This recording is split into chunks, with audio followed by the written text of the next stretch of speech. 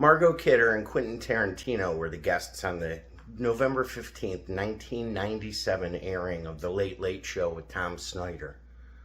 The director is just releasing his third film, Jackie Brown, and tells his story of going from, film geek kid that dropped out of high school and was being an usher and hanging out in porno theaters to directing real films and going to college vicariously through his girlfriend. And his struggle ended up leading him to the top. Alternatively, Margot Kidder's struggle did not lead her to the top. She lost her life about 5 years ago. She ended her life about 5 years ago. And this interview starts off talking about her,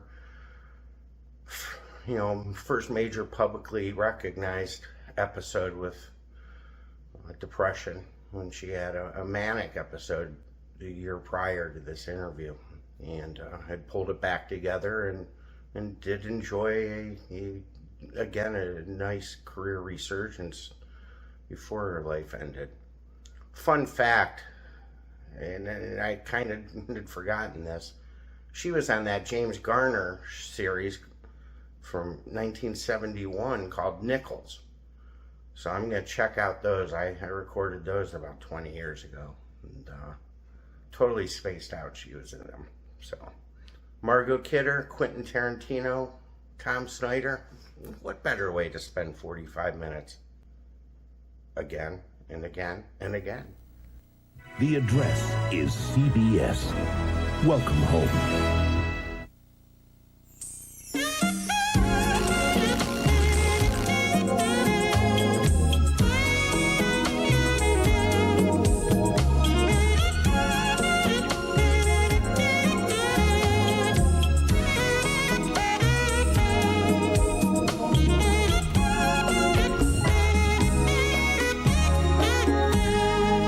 Howdy, folks, and welcome back, everybody. I'm Tom. The Colorcast is on the air now from CBS Television and Radio.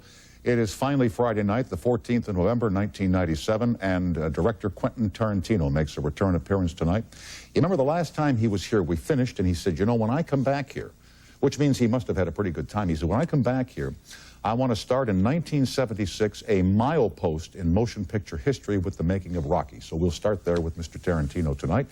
And then Margot Kidder, who is back with a brand new motion picture in a big screen release, and of course the magic of you on the toll-free. I got out the old moron mirror today. I locked myself out of the house. How can you possibly do that? And you all know how you get back in. You call the locksmith, and he comes with the magic wires and gets you back in the house for $85 cash. No checks, no credit cards. We had this man on the air, the fellow who publishes the Weekly World News. Remember he was here?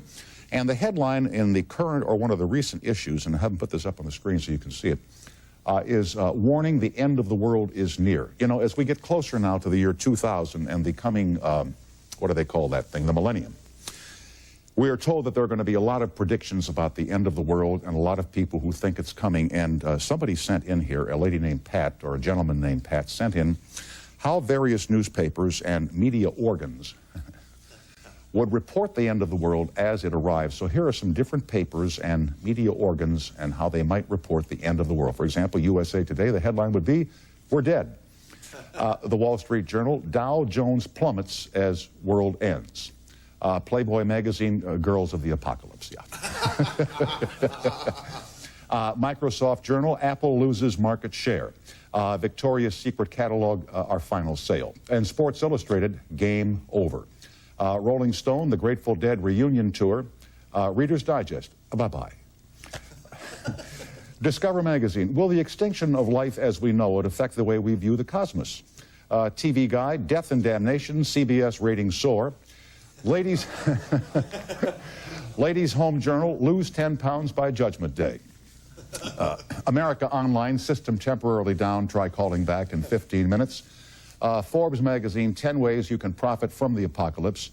Our own show, "The Pictures Ain't Flying Through the Air, We Are." And the National Enquirer, "OJ and Nicole together again." Quentin Tarantino joins us tonight. Margot Kidder is in the house. You on the toll-free. My first guest tonight is Quentin Tarantino, who is among the world's most famous writers, directors, thanks to the tremendous success of his motion pictures that include Pulp Fiction and Reservoir Dogs. His fans have only a couple of weeks now to wait for his newest film called Jackie Brown. It'll hit the screens in December, I believe, and I'm pleased to welcome Quentin back to our program.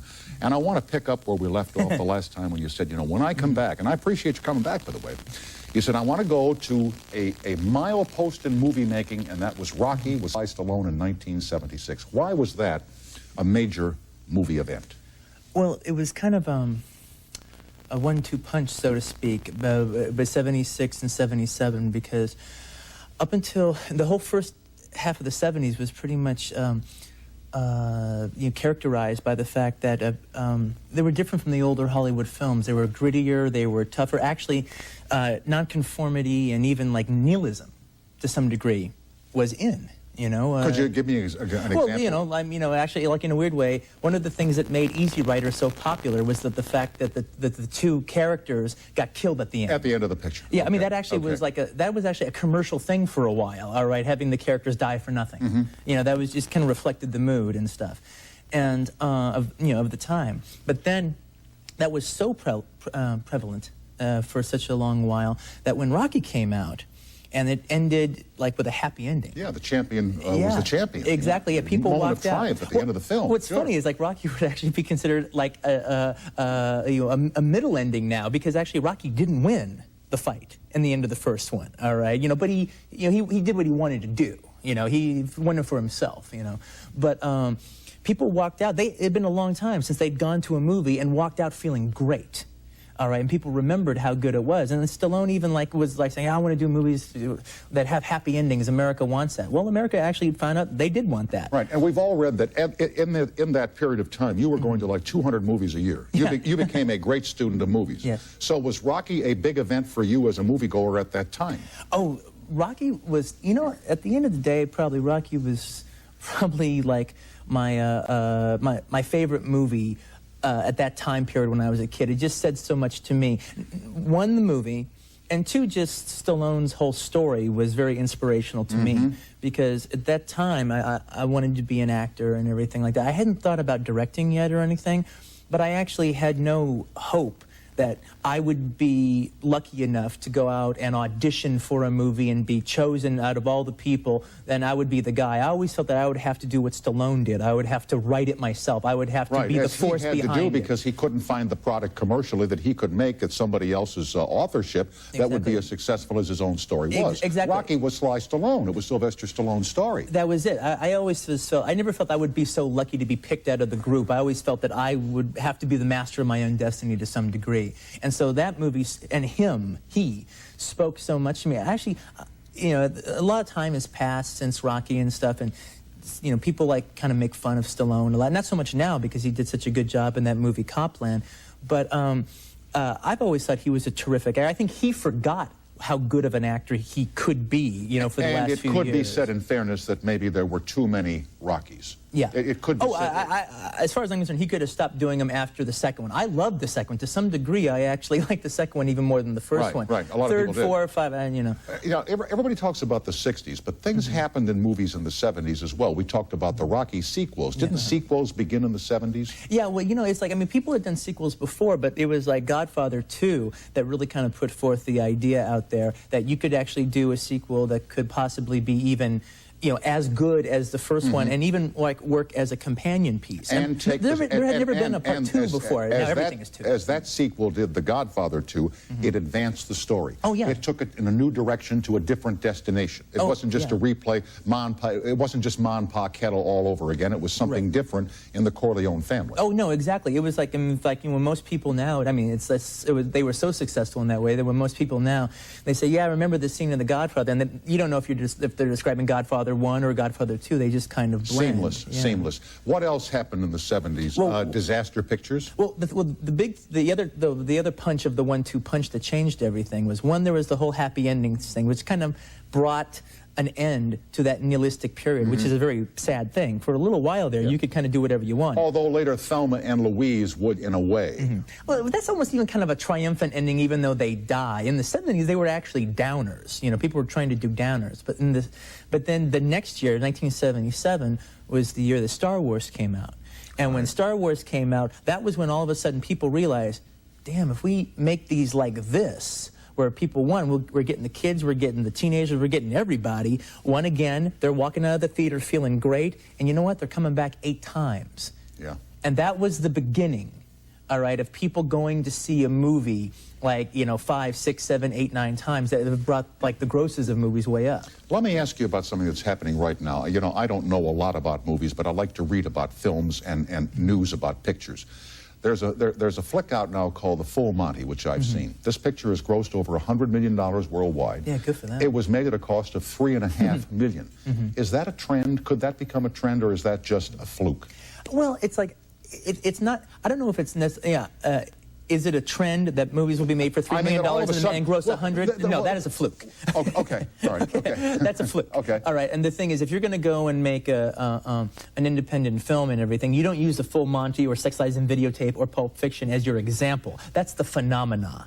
That's the film that catches the wave. Right, all right, you can't right. predict that. Okay. They got lucky then, huh? Yeah, they got lucky. They had a good story, they had talent, but they got lucky in the marketplace. They got lucky in the marketplace. But The film caught on. does it also demonstrate that if you've got something good, people will go to see it? Oh, that's definitely the case. If you give people their money's worth, they will give you their money, huh? That's the case. But you know what, though? It's really funny, though. There's also other movies out there that, you know what, if they had been released at a different time, with maybe a different campaign, or literally a different time, the same thing could have happened to them. But for whatever reason, they didn't click at that moment. Maybe 9 months from now, or 9 months before, later, or sooner, would have, that would have been the same case with them. It's, it's just all timing. It's really Now, the picture you have coming up, it's in release in what, 2-3 weeks? No, Christmas Day. Christmas Day. Is that a good day to release a movie? Is that good timing for a picture? Is it good timing for Jackie Brown? It's a good timing for Jackie Brown. I mean, I think it's a really good timing for Jackie Brown. The reason it's a good time, one, Christmas Day is kind of a big movie release day. There's about 8 other movies opening that day. That's right. All right, and think about it. I mean, there's a whole lot of people in America. That's one of the things they do Christmas night. Go to the pictures, Go to the pictures. Okay, Thanksgiving, same thing. I've gone to the Thanksgiving movie with my family quite often, actually.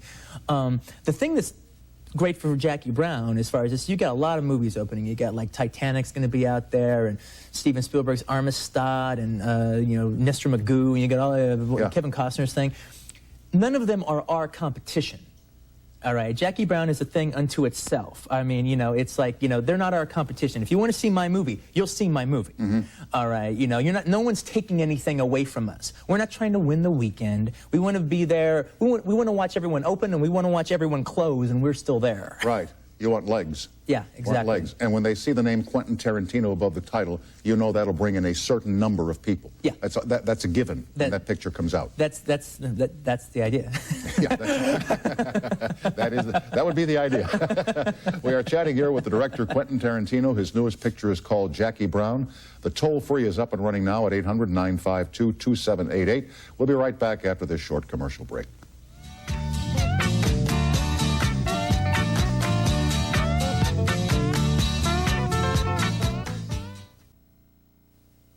With director Quentin Tarantino, here is Jason now on the toll-free in LaGrange, New York. Hi, Jason. You're on the air. Hey, how's it going? Okay, so far, thanks. What's on your mind tonight, Jason? Yeah, I was just wondering, Quentin, I heard you dropped out of high school. Yeah, and, that's...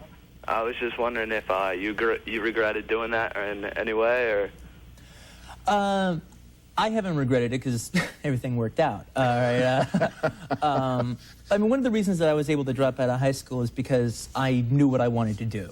And I just didn't necessarily need high school in order to do it. I mean, one of the things... And when you say you knew what you wanted to do, it was to do something in movies or specifically to direct movies? Yeah, it was to make films, Okay, yes. and so you knew you didn't have to really know arithmetic or geography or politics to do that. One of the really great things about Hollywood is actually probably the single greatest thing to me about Hollywood, other than the making of art, all right, is when it is it's sort of like the Klondike I mean, you know, you can come from anywhere, and people do. They come from it's like the gold rush or something. Everyone comes to Hollywood, and they come from all these different backgrounds, and you know what? It's the only major business where you don't need a college education. Right. You don't need a degree. You don't even need a high school education.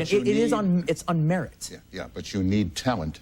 Yes. And you need desire, and you need perseverance. And for every Quentin Tarantino, there are probably 100 who aspired to it and didn't make it. Oh, that's definitely the case. But the thing about it, though, is also, it's like a situation, like you show up. No one's going to take for granted that you can do what you say you're going to do. You're going to need to do it yourself.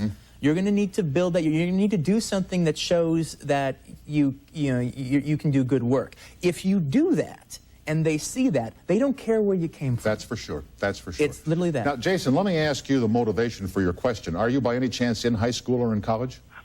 I was in high school. I dropped out, and then I went to community college. Right. And I went there. I couldn't find anything in that. And then pretty much I'm in limbo now. I'm just thinking about that, and I figured the end justifies the means. So. Do you have a job of any kind, Jason? Do you support yourself? Oh, yeah. Oh, okay. Okay. Well, you know, Jason, let me just say, it's funny because it's like you asked, do I regret it? No, I don't regret it. But literally, me saying because I knew what I wanted to do and it didn't require a high school diploma, that's saying everything. All right, that really means everything. Okay, if you want to be a painter, no, you don't need a high school education. And I've never always felt the whole thing about, no, get this for a backup. Well, I don't want a backup because I don't intend to back up, all right? I want to box myself in a corner where I can only go forward. But also, I hated school. I mean, it was just so not my thing. What did you really hate about it? I hated the formula and the system that it existed by the time that I was in school, because I'm not a dumb person. All right, but I don't really go well with the formula that they have, and they're not set up for the individual. They're set up to teach, and I don't know a better way. They're set up to teach as many kids the thing as they possibly can, and those who don't grasp it, yeah, the ones that just move them through, and the ones that don't necessarily grasp it or have a harder time, they're just kind of falling by the wayside. Right. And also, I just wanted to go out and live life. I didn't want to just sit there, in school, and I just didn't want to do it. However, I didn't realize that everything wasn't going to be the way junior high was, all right? Thank God, huh? I didn't know that, all right? Like, for instance, okay, I went out with a girl who was going to college, all right, much later, and I actually kind of vicariously had my college years through her. Sure. And I actually would have really liked college. I didn't realize it was not going to be like junior high. No, it's not. It's nothing like it, all right? It's actually great. It's when you actually become an adult. But I didn't know that then. If I had to do it all over again, I actually ended up not doing anything in those years. So if I had to do it all over again, I probably would have gone to college because I would have enjoyed it. And when you left high school, did you go to work? Oh, yeah. I actually started working. Yeah, that was my mom's deal. If I was going to quit, get a job. Get a job. And your job was video store? No. That was much later. I was actually an usher at the Pussycat Theater in Torrance, California. That was my job at 16, lying about my age to get the job. Yeah. Anyway, Jason, if you're coming out, don't come out without a job, and thanks for calling us tonight. All right, thanks. All right, thanks, young man. Bye-bye now. The Pussycat Theater, Deep Throat, huh? Yeah. No, not the one on Hollywood Boulevard. It was in Torrance, California, and actually it was the last rung of the Pussycat Theater chain. This is before, really big time before video. So before it was getting ready to go to 8mm, all right, it would play at the Torrance, Pussycat Theater. But they would have adult films, wouldn't they? Oh, no, it was porno films, yeah. But it wasn't the Deep Throat Devil and Mrs. Jones for 5 years straight on Hollywood Boulevard. It was the low rent one of the Well, what chain. were the features there, as long as we're talking about it? Oh, it was, Gloria, what was her name? The high society chick, Gloria Leonard. She did a bunch of movies there. Leslie Bowden, Jamie Gillis was in everything. The Jade Pussycat with John Holmes. There's a whole lot of them. There's a picture out now that goes back to the 70s. It's called Boogie Nights. I don't know if you've seen this picture. Yeah, I sure did, yeah. I left that picture because I was put off by it. What did you think of that picture? I really got a kick out of it. Oh, yeah? Yeah, I thought it was really good. And I was like, I liked the director. I thought he did a really good job and really kind of swept me up into it. And it was a fun picture. I loved Burt Reynolds in it. I thought he was excellent. So did I. It was so great because I've always been a big fan of his as an actor and a person and everything. I've never met the man, but I was named after him, actually. Really? Yeah, my mom had me when she was only 16, and she had Burt Reynolds at that time was on Gunsmoke, and he played a half-breed Indian named Quint. Right. And I'm 25% Indian, and she had a crush on him. She was 16, all right, and so she named me Quentin. It was going to either name me Burt or Quentin, and I won. All right, I got the good one. She did the right thing. Huh? Yeah. As much as I like Burt Reynolds, I don't want to be named Burt, all right? But it was great to actually see him carry a picture. It was great to see him in a class act film with some of that old movie star charisma. He's another guy, like we were talking about Stallone, who's a very terrific actor that, got neglected. You like actors a lot, I gather. Oh, you admire actors. Oh, very much so. And incidentally, speaking of Boogie Nights, as I said to the audience, because I didn't like it doesn't mean it's a bad picture. It means I didn't like it. It's not your cup of tea. Yeah. You brought Travolta back from Look Who's Talking. I mean, he was doing voiceover baby talk, and you put him back on track with Pulp Fiction, and he's found a whole new career. Oh, yeah. You helped him reinvent himself, and you like to do that, I take it. Oh, yeah. Well, I mean, it's like, yes, I do, but I don't do it as a stunt, all right? I don't do it as a thing. It's like, no, it's like, I just... I remember. I have a good memory, all right, and I remember how good actors are and how good they can be when you give them the right kind of material. And just because they're not hot doesn't mean I've forgotten them. And good for you, by the way. Bravo. Oh, thank you very a lot much. of actors get forgotten, and they do very, very good work. Yeah, I know. In fact, Pam Grier, who's the star of Jackie Brown. Right. Yeah. You admire her work, and you give her a vehicle that she can get her teeth into. Yeah, exactly. And she does a wonderful job, and she's wonderful. And they all pay me back by giving a wonderful performance. But the thing is, there's a certain kind of light that you see in an actor's eyes when they're good, but they haven't been given good things to do for a while, so they're making the best out of what they have. Right. All right. And to me, that's a mark of an actor, to do making the best out of what you have. Some guys or gals just start phoning it in, but the really good actors don't. Hey, they don't. Good roles aren't there, but they're going to still do the best work that they can. And when you actually give them a piece of material that they can really dive into and really remind themselves what real acting is about, there's a certain light in their eyes that the people that take it for granted just don't have. Doesn't make them any less good, but it's just a certain light, and I like capturing that light. We are with Quentin Tarantino, the director whose picture Jackie Brown opens on Christmas Day. The toll-free is up and running. We'll be right back after this. I had read one time that you had never met your biological father, and I was wondering how you felt about that, and would you ever like to meet him? No, I wouldn't, but not because I have all this... He's probably watching this. Not because I have all this, like, angst in my heart or anything, or I have this axe to grind, or it's nothing like that. It's just, I don't know him, all right? My mom raised me. I'd never met him. I don't know him. He ain't been around before. And you know what? I don't even have a problem with that. But it's like, me and my mom, that's my family. And that works for you? That completely works for me. We often hear that without two parents, male, female, mother, father, that sometimes it's not for the betterment of the child. You never missed your dad? Oh, no, I never, would I have liked to have a really great, wonderful dad out there with me? Who wouldn't, all right? But, like, my mom is just such a superwoman, It's like, and she gave me just such a wonderful view of women and the strength of women and everything. I didn't really miss anything. And the other thing is, like, I don't want to have to look at a total stranger, truly a total stranger, and have to feel that I'm supposed to feel something. I understand. It's not like it would be painful, it would be embarrassing, Except what would happen, and this is really hypothetical, that one night a friend of yours, or maybe your mom, would take you to dinner with a guy and just say, this is my friend so-and-so, and you had a great dinner, and he was charming and wonderful and compassionate and funny and humorous. And at the end of the evening, he says, by the way, I'm your dad. Well, if that were the case, this wouldn't be the case with this guy who is my biological father. All right? He's kind of a loser type, all right? So it's like that wouldn't be the case, all right? Yeah, if my Dad was Cary Grant, then maybe I might have a little different feeling about the whole thing. But you know what?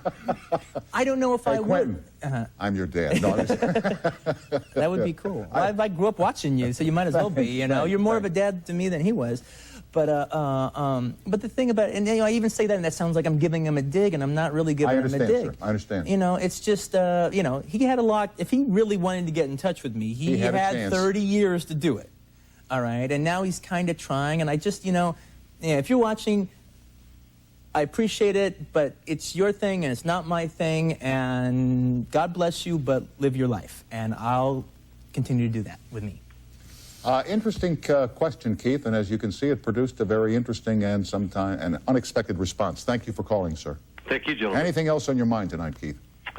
Just keep up the good work. Thank you. You're very kind. You have a great weekend, you hear?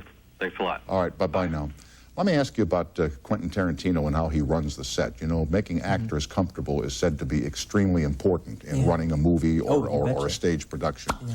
What is a happy birthday moment on your stage? Oh God, yeah. What happens with that is actually that got kind of that appeared in like some newspaper, and they got it kind of wrong. What it was they said that we did it whenever someone messed up. Actually, what it was, the way we did it on the set was all the time when you're making a movie, you'll have visitors come on the set. Sure. Somebody's aunt, somebody's sister, somebody's whoever, and visitors and whatever. So anytime like a visitor would come on the set, you always meet them and whatever. And then what we would always do is like, say you visited the set, all right? It's like, oh, hey, Tom, and everything. We'll just be talking. You kind of talk out loud while in between a shoot, in between a take or something, and you go, oh, hey, Tom, how you doing? And this is the first AD. This is Bill Clark. Hey, how you doing? And you know what, Bill? It is Tom's birthday today. And then the whole crew would just stop exactly what they're doing, and just like, happy birthday to you. And then what we would always do is when we got to the name, because not everyone would know the name, we just like, happy birthday, dear. Happy birthday, and just the whole idea was just kind of embarrass the visitors. I will never come to your set. Although I'm in your picture, aren't I? A part of the show. You are definitely in the picture. You and Tony Curtis, or Chris Tucker, the comedian, is watching your show. And what is Skirt Day on your set? Well, see, Skirt Day is a dress day. I didn't invent Dress Day. Dress Day happens on a few different films and everything. It's actually, to some degree, it's like the latent homosexual and everybody, gets to just run rampant on Skirt Day. And what happened was we were actually shooting, we had, Skirt Day came along, and I don't choose when it is, but it got chosen. And what happened, we were shooting in the Delamo Mall, and we didn't shut the mall down. We're like shooting in the mall with the whole mall going. And it was like 2 days before the 4th of July, so it was a real busy day. Well, that just happened to be Skirt Day. And I'd wimped out on like another day, like dress snappy day, which is we all dress in tuxes and stuff. So I couldn't wimp out on Skirt Day, So I showed up as a Catholic high school girl. I actually went to the costume designer and said, okay, you got to get me like a Catholic high school girl uniform with the blazer with the insignia and the knee-high socks and then the plaited skirt and everything and little hair clip. And so I had kind of long hair when I was shooting it. So I showed up as Skirt Day. Well, the thing about it is... Do they take pictures of these days? Oh, yeah, everyone was taking pictures. But the thing about it that was funny, though, is like, all the rest of the crew, they're all dressed up in skirts and dresses and full-on, all things, I'm the one that everyone recognizes of all the crowd there, I'm sitting there and, directing in my Catholic high school thing. But it was a blast. It was great. Yeah, and do you take a name for the day? Like, were you Susie or somebody? No, I didn't do that. But you know what I actually do, Because it was actually very frustrating on this movie because I didn't act in this movie. I just directed it. There wasn't really a part that would be right for me. And I'm really kind of almost in an actor mindset as an artist now, almost more than I am. It's like that muscle is working right now. And so it was very frustrating because I wanted to do something, but I couldn't, and that was my choice. And one day, somebody gave me a cigar on the set, And I just started smoking the cigar, and then all of a sudden I just started doing this like John Huston voice. And I've never like impersonated John Huston, and I don't have this big thing for John Huston. It just kind of came out. And then I started doing it more, and I started doing it more, and I literally did the entire second half of the day as John Huston. I wouldn't do it. No, it's not an impersonation. Oh, okay. It was truly a performance. He truly channeled me. He came into me, and I wouldn't acknowledge myself as Quentin at all. I just was John Huston. I was this 70-year-old guy, and I just did it through the whole thing, and I could not do it at a certain point. And it's actually one of the best performances I've ever given. And I would not acknowledge Quentin at all. It was just, one, it was fun, but it was also fun to go with it, too. And we finished the day, and then we were partying, because it was like the end of the week, so we always had a party at the end of the week. I literally had to excuse myself as John Huston and say, I'm going to now walk out of the room and put out the cigar, and then Quentin will come back in. I couldn't have just stopped it. I literally had to go through a ceremony of putting him to sleep. Interesting. I always am pleased when you come on this program. I wish you a happy holiday season, success with Jackie Brown, and I hope you'll come and visit us again sometime. I will, and I'll come back sooner this time. Okay, and we'll start with your collection of Jose Jimenez records. Okay. Quentin Tarantino is the guest. The picture is Jackie Brown opening on Christmas Day. Next, Margot Kidder right after this short break. Margot Kidder is known to most of us as Lois Lane in Superman pictures, but more than a year ago, she made headlines for a very different reason. For 4 days, she wandered the streets of Los Angeles in an impaired state, and when her odyssey was finally over, she was checked into a medical center and diagnosed as manic depressive. Since then, she's made a great comeback. Her life is on track. She's doing terrific work. She's in a brand new motion picture called Never Met Picasso, which opens in theaters on November the 29th. Margot will join us here on stage at CBS right after this short break.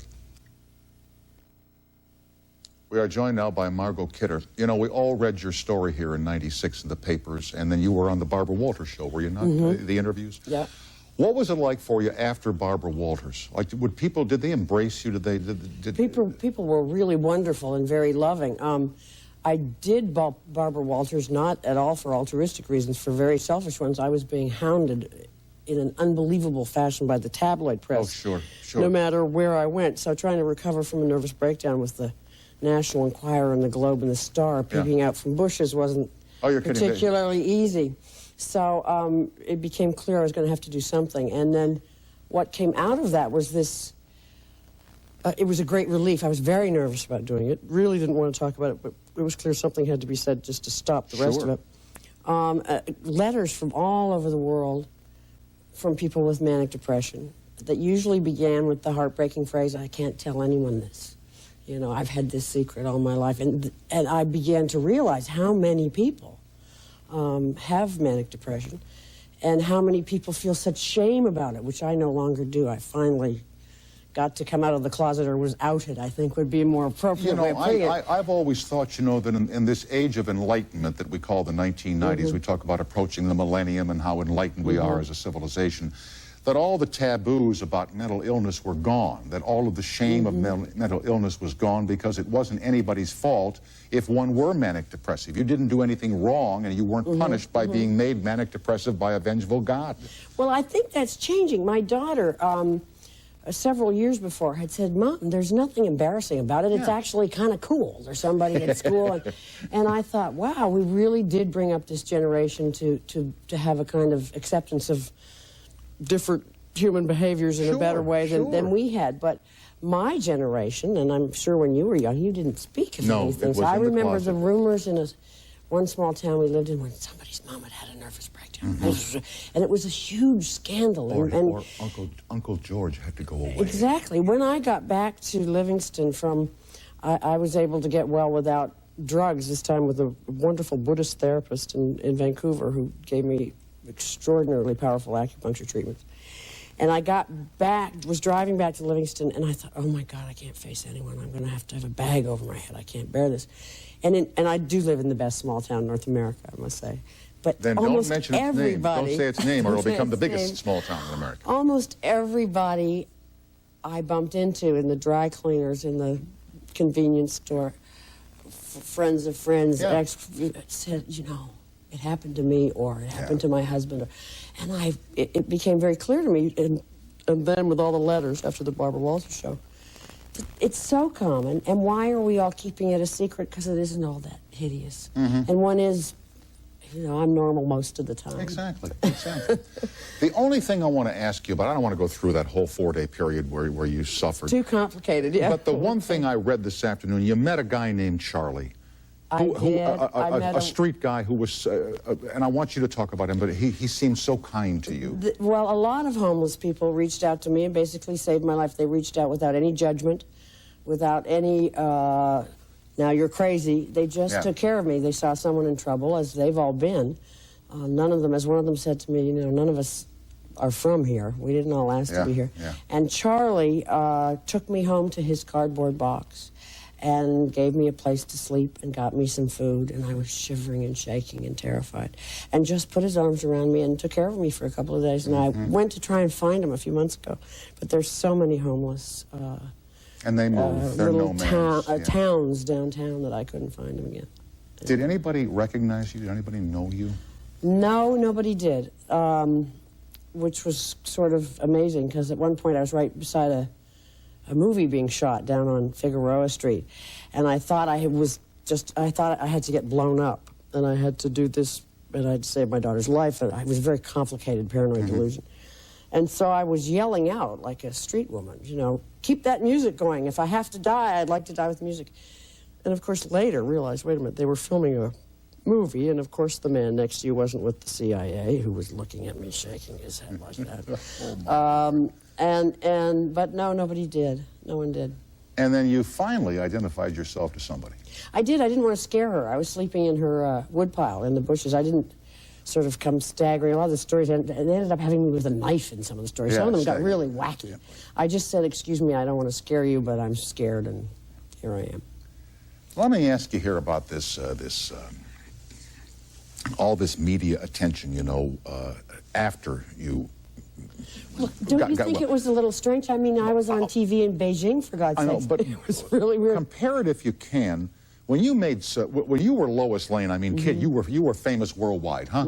You were in Beijing, you were everywhere. What was that fame like, and the fears it may have created within you as compared to when the tabloids came after you, when you lost your way? Well, there was a point. I didn't handle fame after Superman very well.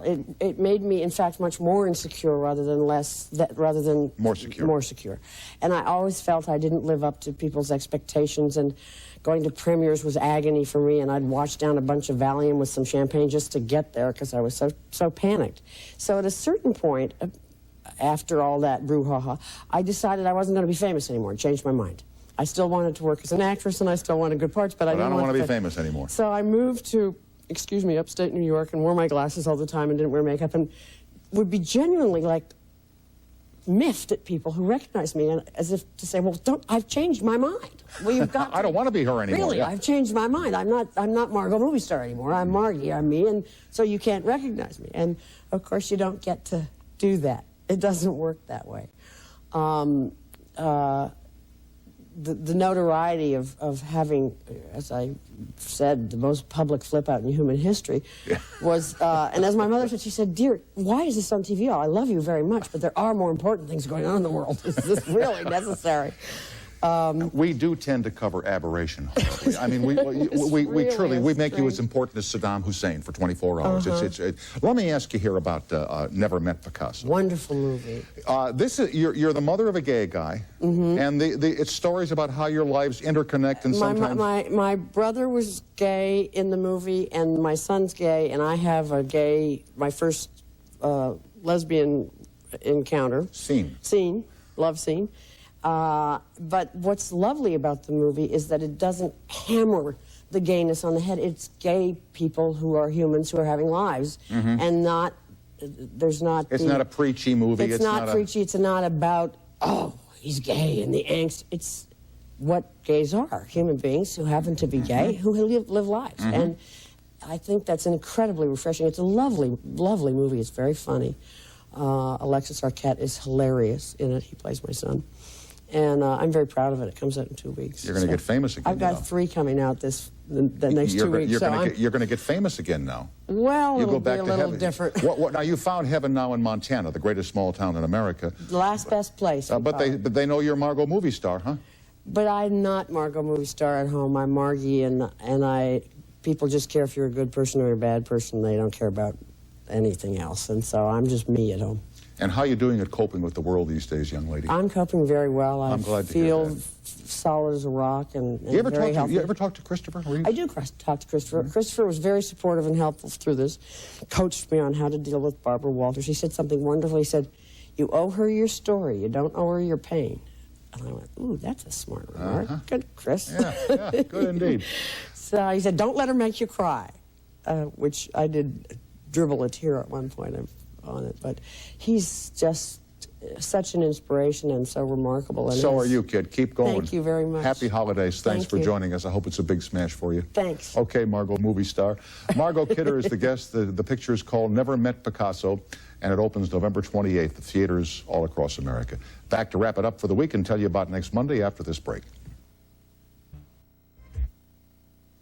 You see, if I were Charles Grodin, I did these movies with Bonnie Hunt, you know, the Beethoven movies. She's on Monday. Along with Carl Hyacin. So I hope you'll join us then. Chuck, I'm only kidding now. Come on. What's the time factor here? The reason it takes 1 million sperm to fertilize 1 egg is they will not stop to ask for directions.